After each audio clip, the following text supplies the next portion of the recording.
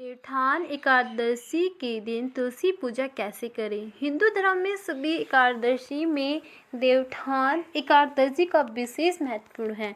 इस दिन 4 महीने के बाद भगवान विष्णु योग निद्रा से जागते हैं और पूर्ण सृष्टि का संचालन संभालते हैं। देवउठान एकादशी को देव साहुत एकादशी भी कहा जाता है। इस दिन चतुर्मास की समाप्ति होती है, जिससे शादी, विवाह, मुंडन, गृह प्रवेश, जनेऊ आदि मंगल कार्य की शुरुआत हो जाती है। देवउठान एकादशी भगवान विष्णु को प्रसन्न करने के लिए भी बेहद उत्तम मानी जाती है। इस दिन भगवान विष्णु को प्रसन्न करने के लिए कुछ लोग व्रत रखते हैं और पूजा करते हैं। इस दिन सच्ची श्रद्धा और भक्ति भाव से भगवान विष्णु की पूजा करने से सभी मनोकामना पूर्ण होती है। भगवान विष्णु हरिषे एकादशी के दिन योग निद्रा में चले जाते हैं और नवंबर माह की एकादशी पर योग निद्रा से जागते हैं, जिससे देवउठान एकादशी कहा जाता है। इस साल देवउठान एकादशी 12 नवंबर 2024 को पड़ रही है। इस दिन व्रत रखने से कुंडली में चंद्रमा की स्थिति मजबूत होती है। वेद पंचांग के अनुसार इस साल कार्तिक माह शुक्ल पक्ष की एकादशी तिथि की शुरुआत 11 नवंबर 2024 की शाम 6 बजे से 45 मिनट पर शुरू होगी। वह तिथि का समापन 12 नवंबर 2024 को शाम 4:04 पर होगी। उदय तिथि के अनुसार देवउठान एकादशी का व्रत मंगलवार 12 नवंबर को रखा जाएगा। दोस्तों, अब जानिए देवउठान एकादशी के नियम। इस दिन निर्जला या केवल जल पदार्थ का सेवन करते हुए उपासना रखा जाता है। इस व्रत में भगवान विष्णु या अपने इष्ट देवता की उपासना की जाती है। इस पर तमस आहार, प्याज, लहसुन, मांस, मदिरा, बासी भोजन ना लाएं। एकादशी पर यदि आप व्रत भी ना करें तो आपको ब्रह्मचर्य का पालन करना चाहिए। एकादशी के दिन भूल कर भी चावल का सेवन ना करें। अब सुनिए देवउठान एकादशी की पूजा विधि। देवउठान एकादशी के दिन सुबह जल्दी उठकर स्नान करें लें और साफ कपड़े पहन लें। पूजा घर को गंगा जल छिड़ककर पवित्र कर लें। इसके बाद भगवान विष्णु का ध्यान करते हुए व्रत करने का संकल्प की ठीक से साफ सफाई करें और आंगन में या फिर पूजा घर के बाहर भगवान के चरण की आकृति बना लें। घर में औखली पर गुड़ से भगवान विष्णु का चित्र बनाएं। इस चित्र पर मिठाई, फल, सिंघाड़े, गंगा और आंवला अर्पित करें और भगवान विष्णु की पूजा करें, आरती करें, पूजा संपन्न करें। दीपावली की तरह इस दिन भी रात को पूजा स्थल पर घर के बाहर दीप जलाने चाहिए और घर के सभी सदस्यों को भगवान विष्णु की पूजा करनी चाहिए।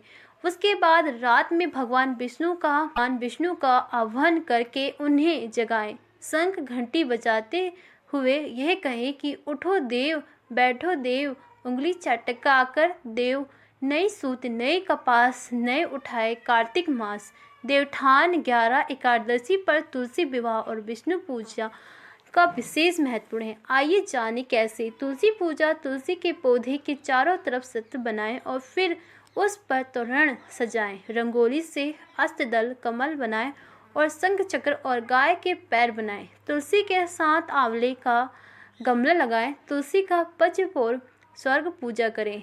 देवशील मंत्र से तुलसी का आह्वान करें। तुलसी का एकादशी मंत्र श्री श्री कली वंदना, श्वेय घी का दीपक और धूप दिखाकर सिंदूर, रोली, चंदन या नवत चढ़ाएं। तुलसी को वस्त्र अलंकार से सुभाषित करें। फिर लक्ष्मी अष्टमी या दामोदर अष्टमी पढ़ें। तुलसी के चारों ओर दीप दान करें। एकादशी के दिन भगवान श्री हरि विष्णु को तुलसी चढ़ाने का फल 10,000 योगदान के बराबर है। जिन दंपति के यहाँ संतान ना हो वह तुलसी नमस्ते पढ़ें। लेकिन तुलसी नमस्ते के पाठ से न सिर्फ शीघ्र विवाह होता है बल्कि बिछड़े संबंधित भी करीब आते। नए घर में तुलसी का पौधा श्री हरि नारायण का चरित्र या प्रतिमा और जल भरा कलश लेकर प्रवेश करने से नए घर में संपत्ति की कमी नहीं होती। नौकरी पाने के कारोबार बढ़ने के लिए गुरुवार को शाम तुलसी का पौधा पीले कपड़े से बांधकर ऑफिस या दुकान में रखें। ऐसा करने से कारोबार बढ़ेगा। नौकरी में प्रमोशन होगा। 11 बार तुलसी जी की प्रतिमा करें, दिव्य तुलसी मंत्र पढ़े। देव नेत्र पूर्वचिद श्री नमो नमस्ते तुलसी पाप हरे हरि प्रिय। ओम श्री तुलसी विष्णु ए नमः। तुलसी को जल चढ़ाते समय ओम शुभ नमो मंत्र का 11 से 21 बार जाप किया जा सकता है।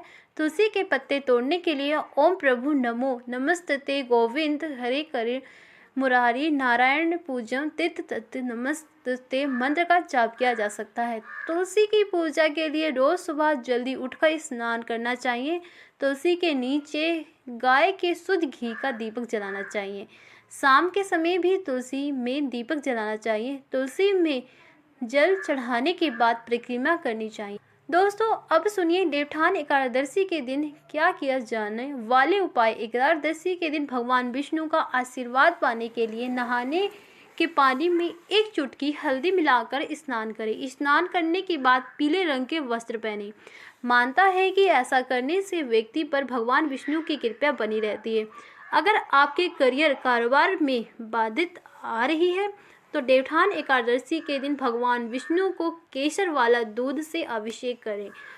मानता है कि ऐसा करने से व्यक्ति के जीवन में सभी परेशानी दूर होती है। अगर किसी व्यक्ति का विवाह से जुड़ी परेशानी का सामना करना पड़ रहा है तो वह देवउठान एकादशी के दिन भगवान विष्णु की पूजा के दौरान केसर हल्दी या पीले चंदन का तिलक करें। उसके बाद भगवान श्री हरि विष्णु के पीले रंग के फूल अर्पित करें। मानता है कि ऐसा करने से जल्दी विवाह के योग बनते हैं। कर्ज से मुक्ति पाने के लिए देवउठान एकादशी के दिन पीपल के पेड़ पर जल चढ़ाना चाहिए। इसके बाद शाम को पेड़ के नीचे दीपक जलाएं। मानता है कि इन उपाय को करने से व्यक्ति को जल्दी से जल्दी कर्ज से मुक्त। कार्तिक माह में तुलसी की पूजा करने का खास महत्वपूर्ण है। देवउठान एकादशी के दिन तुलसी के पौधे में गन्ने का रस मिलाकर चढ़ाएं। इसके बाद देसी घी का दीपक जलाकर तुलसी माता की आरती करें।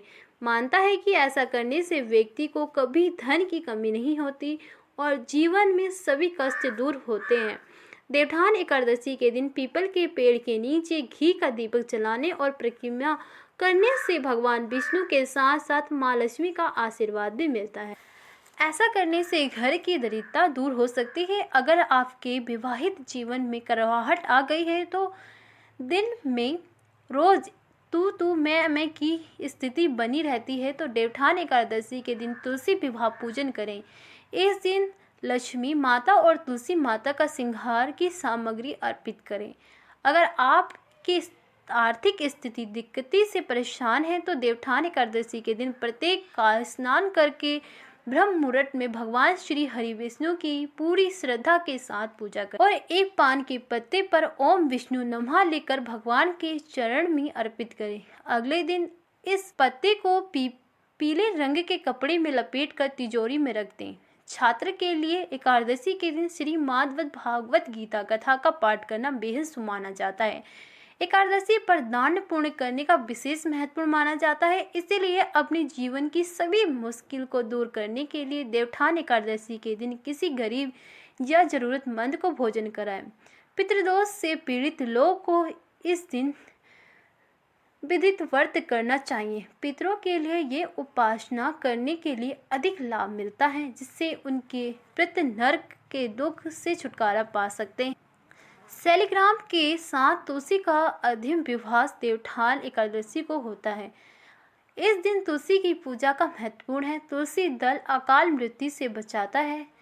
शालिग्राम और तुलसी की पूजा से पितृदोष का शमशान होता है। इस दिन भगवान विष्णु या अपने इष्ट देव की उपासना करना चाहिए। इस दिन ओम नमो भगवती वासुदेवाय मंत्र का जाप करने से लाभ मिलता है। इस दिन देवउठान एकादशी की पौराणिक कथा का श्रवण या वचन करना चाहिए। कथा सुनने या कहने से पुण्य की प्राप्ति भी हो सकती है। भगवान श्री हरि विष्णु को जगाने के लिए इस मंत्र का जाप करना। देवउठान एकादशी की कथा सुनने मात्र से धन और यश बेहू की प्राप्ति होती है। एक समय की बात है, एक बार भगवान विष्णु से लक्ष्मी माता ने कहा, हे स्वामी, अब आप दिन रात जागा करते हैं और सोते हैं तो लाखों करोड़ वर्ष तक सो जाते हैं। उस समय समस्त चराचर का नाश भी कर डालते हैं। अतः आप नियम से प्रतिवर्ष निद्रा लिया करें, इससे मुझे भी समय और विश्राम करने का समय मिल जाएगा। लक्ष्मी जी की बात सुनकर भगवान विष्णु मुस्कुराए और बोले, हे प्रिय, तुमने ठीक कहा।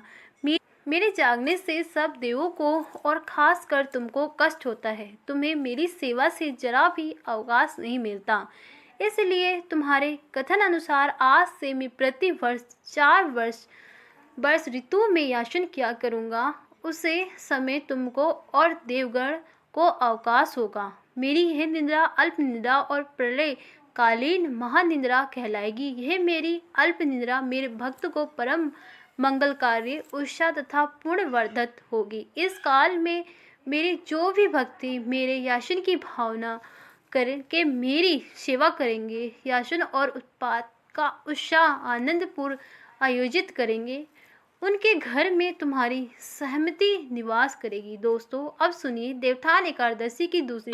एक राजा के राज्य में सभी लोग एकादशी का व्रत रखते थे। प्रजा तथा नौकर चाकर से लेकर पशु तक को एकादशी के दिन अन्न नहीं दिया जाता था। एक दिन किसी दूसरे राज्य का एक व्यक्ति राजा के पास आकर बोला, महाराज, कृपया करके मुझे नौकरी पर रख ले। तब राजा ने उसके सामने एक शर्त रखी कि देवठान है, रख लेता हूँ, लेकिन तुम राजा, तो तुम्हें खाने को अब कुछ नहीं मिलेगा। किंतु रोज तो तुम्हें खाने को कुछ नहीं मिलेगा, पर एकादशी को अन्न नहीं मिलेगा। उस व्यक्ति ने उस समय हाँ कर ली, पर एकादशी के दिन जब उसे फलाहार का सामना करने पड़ा तो वह राजा के सामने जाकर गिड़गिड़ाने लगा, महाराज, मेरे पेट में तो बहुत भारी भूख के मारे मैं मरा जा रहा हूँ, मुझे अन्न दो। राजा ने उसे शर्त की बात याद दिलाई, पर वह अन्न छोड़ने को राजी नहीं हुआ। तब राजा ने उसे आटा, दाल, चावल आदि दिया। वह नृत्य की तरह नदी पर पहुंचा और स्नान कर कर भोजन पकाने लगा। जब भोजन बन गया तो वह भगवान को बुलाने लगा, आओ भगवान, आओ भगवान, भोजन तैयार है। उसके बुलाने पर पीतम्बर धारण किए हुए भगवान चतुर्भुजा रूप में आ पहुँचे तथा प्रेम से उसके साथ भोजन करने लगे। भोजन आदि करके भगवान अंतर ध्यान हो गए तथा वह अपने काम पर चला गया।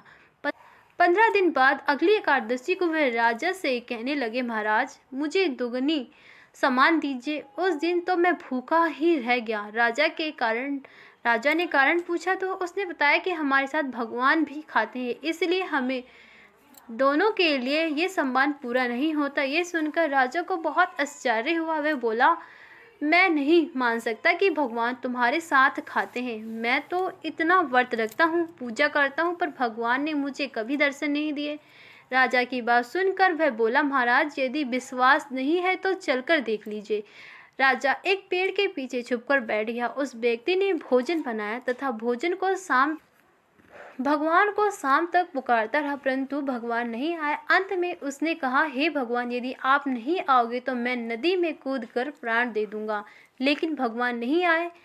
अब वह प्राण त्यागने के उद्देश्य से नदी की तरफ बढ़ा तो प्राण त्यागने का उद्देश्य दृढ़ इरादों जानकर शीघ्र ही भगवान प्रकट होकर उसे रोक लिया और साथ बैठकर भोजन करने लगे।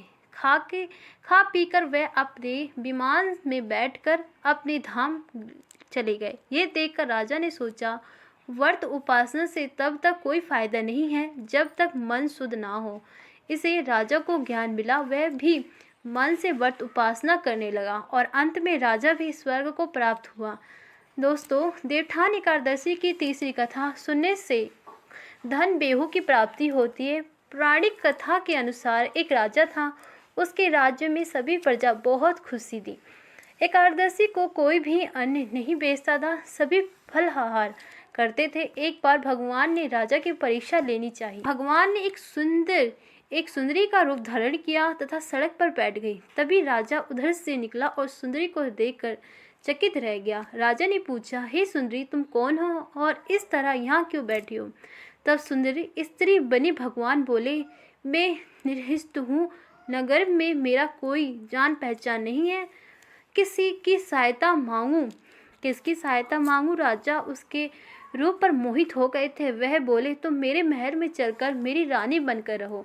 रानी सुंदर स्त्री बोली, मैं तुम्हारी बात मानूंगी, पर तुम्हें राज्य का अधिकार मुझे सौंपना होगा। राज्य पर मेरा पूर्ण अधिकार होगा। मैं जो भी मांगूंगी या बनाऊंगी तुम्हें खाना होगा। राजा उसके ऊपर मोहित है, अतः उसने उसकी सारी शर्त स्वीकार कर ली। अगले दिन एकादशी थी। रानी ने हुक्म दिया कि बाजार में अन्य दिन की तरह अन्न बेचा जाए। उसके घर में मांस मछली आदि पकाए तथा परोस कर राजा के खाने के लिए कहा। ये देखकर राजा बोला, हे प्रिय, आज एकादशी है, मैं तो केवल फलाहार ही करूँगा। तब रानी ने शर्त की याद दिलाई और बोली, ये तो खाना होगा, नहीं तो मैं बड़े राजकुमार का सिर काट दूंगी। राजा ने अपनी स्थिति बड़ी रानी से कही तो बड़ी रानी बोली, महाराज, धर्म ना छोड़ें, बड़े राजकुमार का सिर दे दें। पुत्र तो फिर मिल जाएगा, पर धर्म नहीं मिलेगा। इस दौरान बड़ा राजकुमार खेल कर आया। माँ की आंख में आंसू देखकर वह रोने का कारण पूछने लगा, तो माँ ने उसे सारी वस्तु स्थिति बता दी। तब राजकुमार बोले, मैं सिर देने के लिए तैयार हूँ, पिता के धर्म की रक्षा जरूर होगी।